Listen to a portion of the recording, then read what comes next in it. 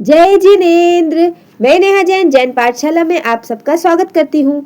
संसारी जीवों का अगला वर्गीकरण काया के अनुसार है। काया का अर्थ है ऐसे डिफरेंट मटेरियल्स का समूह जिससे संसार के समस्त जीवों का शरीर बनता है।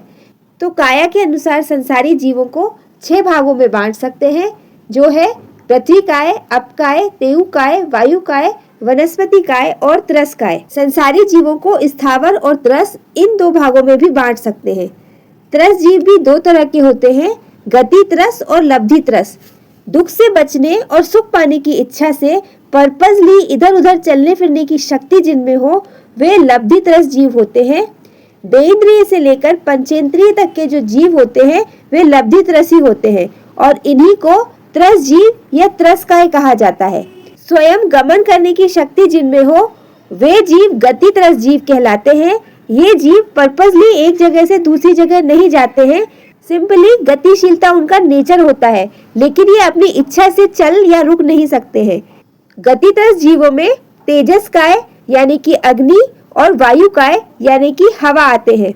गतिशीलता के गुण के कारण ये गति त्रस है, अन्यथा इन्हें स्थावर के जीव ही कहा गया है। स्थावर के जीव वे होते हैं जो अपनी इच्छा से एक जगह से दूसरी जगह नहीं गति कर सकते हैं।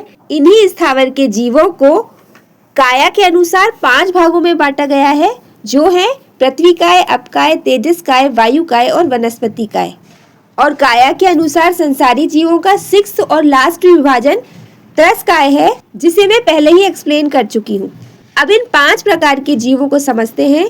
जो एकेंद्रीय के जीव हैं, यानी इनकी एक ही सेंस ऑर्गन होती है जो कि है स्किन। साथ ही ये स्थावर के जीव कहे जाते हैं, यानी ये अपनी मर्जी से एक जगह से दूसरी जगह नहीं जा सकते हैं। तो आइए अब एक एक करके इन स्थावर के जीवों को समझते हैं। इसमें पहला है पृथ्वी काय। पृथ्वी ही जिन जीवों का शरीर होता है उन्हें पृथ्वी काय के जीव कहा जाता है। वह भूमि जिस पर हम चलते हैं वह ऊपरी मिट्टी अचित यानी कि जीव रहित होती है, लेकिन भूमि खोदने पर 4 उंगल नीचे से जो गीली मिट्टी निकलती है वह सचित यानी कि जीव सहित होती है। और जीव यानी कि आत्मा या लिविंग थिंग। सुई की नोक के बराबर पृथ्वी काय के भाग में असंख्य जीव होते हैं। चम्मच भर मिट्टी में असंख्य जीव बताए गए हैं। मिट्टी की सौंधी महक इन्हीं जीवों के कारण होती है।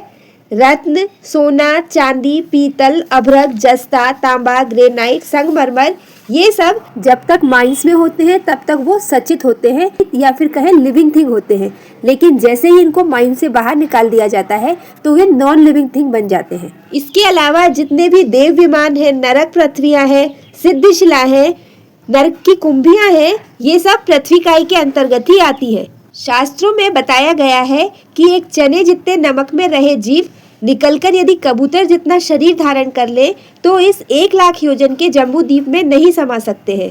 तो इस तरह हम अनुमान लगा सकते हैं कि संपूर्ण पृथ्वी काय में कितने जीव होंगे। दूसरे नंबर पे है अपकाय। अपकाय यानी कि पानी। पानी ही जिन जीवों का शरीर होता है उन्हें अपकाय कहते हैं। पानी की भी एक बूंद में असंख्यात जीव बताए गए हैं, लेकिन गर्म पानी और धोवन पानी उसमें जीव नहीं होते हैं, यानी कि वो पानी नॉन लिविंग थिंग बन जाता है। या इसे इस तरह भी कह सकते हैं कि अपकाय के जीवों का जो मृतदेह है वह गर्म पानी या धोवन पानी होती है। किन्हीं एक प्रसिद्ध वैज्ञानिक ने पानी की एक बूंद में 36,450 जीव देखे थे, पर ये जीव पानी के जीव नहीं है, लेकिन पानी पर आश्रित जीव हैं जो बेंद्रीय, तेंद्रीय या चौरेंद्रीय या अन्य त्रस का एक जीव हो सकते हैं, जैसे कि मछली, मगरमच्छ, ये भी जलीय जीव हैं।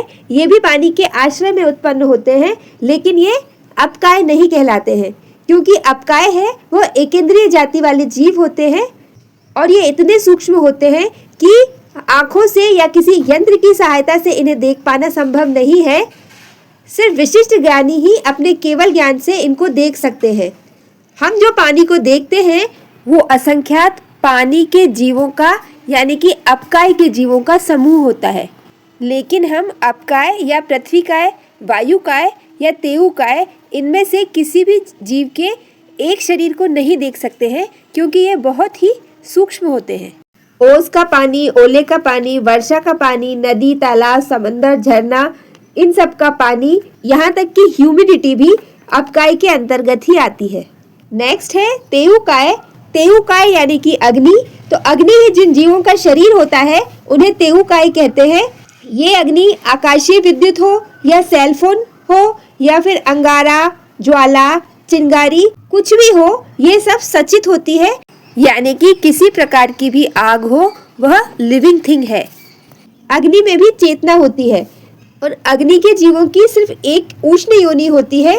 कई लोगों को यह भ्रम होता है कि अग्नि इतनी गर्म होती है तो उसमें जीव कैसे रह सकता है, लेकिन जैसे फीवर में जलते हुए शरीर में भी जीव रह सकता है, वैसे ही अग्नि में भी जीव रह सकता है। उन जीवों की योनि गर्म होती है, यानी कि गर्म एनवायरनमेंट ही उन जीवों को जीने के लिए सूटेबल होता है।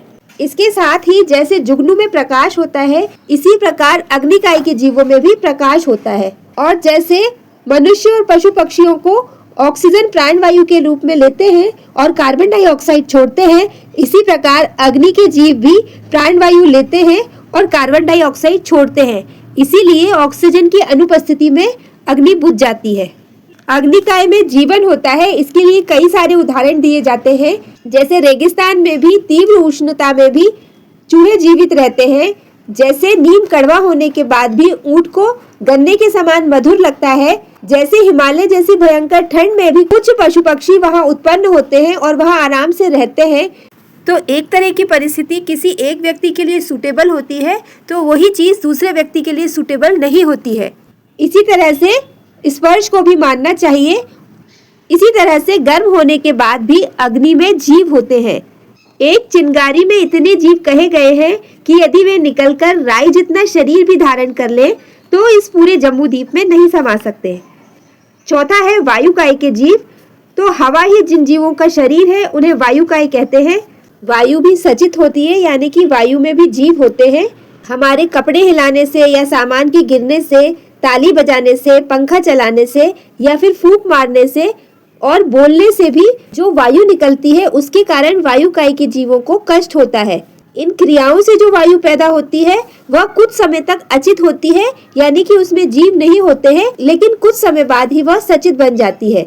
जैसे कि अचित पानी की एक समय मर्यादा होती है, उसके बाद वह सचित हो जाता है, वैसे ही वस्त्र हिलाने से, सामान के गिरने या ताली बजाने, पंखा चलाने से और बोलने से और फूंक मारने से जो वायु निकलती है वह कुछ समय तक अचित रहती है और उसके बाद सचित हो जाती है। वायु के मुख्यतः 5 भेद बताए गए हैं, जैसे कि उत्कलिका वायु यानी कि जो वायु ठहर ठहर कर चलती है, मंडलिका वायु जो वायु गोल घूमती हुई चलती है, घन वायु जो वायु रत्न प्रभा आदि पृथ्वी और विमानों के नीचे है, या फिर मशक या फुटबॉल में भरी हुई वायु, इसे ठोस वायु कहते हैं।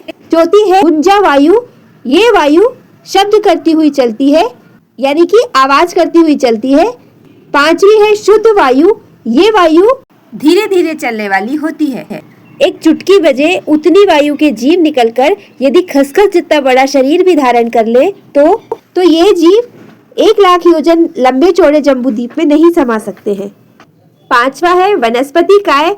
तो संसार के सारे पेड़ पौधे, फल फूल, घास, फंगस, काई, ये सब वनस्पति काय के अंदर आते हैं। वनस्पति काय को हम सभी बहुत अच्छे से समझते हैं। ये भी एक इंद्रिय के जीव होते हैं।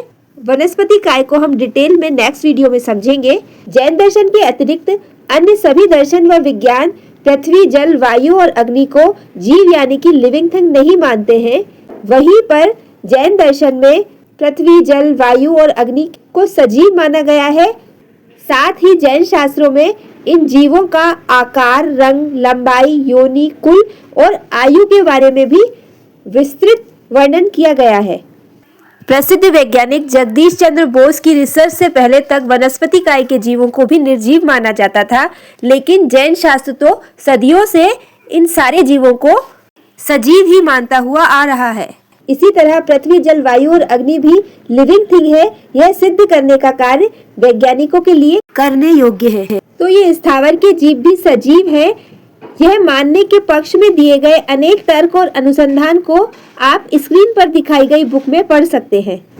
तो इस तरह आज की वीडियो में हमने जाना कि पृथ्वी काय, अप काय, वायु काय, तेयु काय, वनस्पति काय और त्रस काय, इन 6 काय में समस्त संसारी जीव आ जाते हैं। वीडियो इन्फॉर्मेटिव लगा हो तो प्लीज मेरे वीडियो को लाइक, शेयर और चैनल को सब्सक्राइब कीजिएगा। धन्यवाद। जय जिनेंद्र।